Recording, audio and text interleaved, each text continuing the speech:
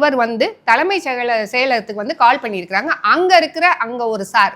இப்ப அந்த சார் என்ன யாருன்னு தெரியல நம்மளுக்கு.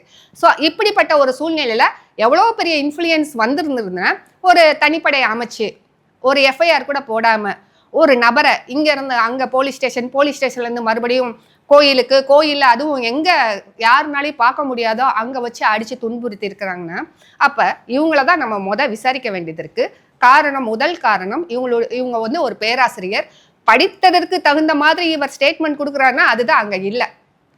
இவரை தான் நான் வந்து குற்றவாளியாவே நான் வந்து கருதுறேன் பர்சனலா. இந்த கேஸ்லயுமே அந்த யார் அந்த சார்ன்றது வெளிவராமலே போயிருமா? இப்ப இன்னும் அந்த சார் யாருன்னு இன்னும் வெளியிடாத இந்த பட்சத்துல இன்னொரு விஷயம் நடந்திருக்கு. அதுவும் லாக்அப் டெத்துன்னு சொல்லுவோம் இத.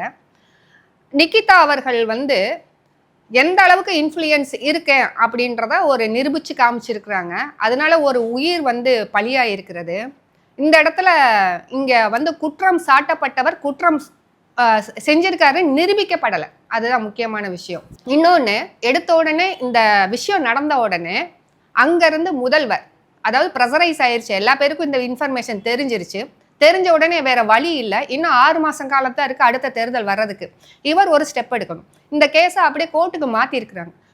ஹைகோர்ட் என்ன சொல்லிருச்சு, சிபிசிஐடிக்கு மாற்றிருங்க. முதல்வர் தன்னுடைய சுய இதோட என்ன போட்டுட்டாரு, நான் சிபிஐக்கே மாற்றிடுறேன்னு சொல்லி அவர் இது பண்ணிட்டார்.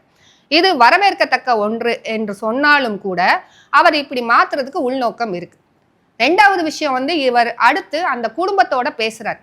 அந்த பேசுற தொனியை இப்ப நான் பார்த்தேன். அது எப்படி பேசுறாருன்னா, சாரி அப்படின்னு சொல்றாரு. ஒரு உயிர் போறதுக்கு சாரின்ற அளவுல தான் ஒரு முதல்வர் சொல்லுவாரா, இல்ல அந்த இடத்துல போய் அவர் வந்து அந்த குடும்பத்தோட அந்த துக்க நிகழ்ச்சியில பங்கெடுத்துக்குவாரா? இது முழுக்க காரணம் யாரா இருக்குன்னா அவர் தலைமையில இருக்கிற காவல்துறை நடத்தியிருக்கு.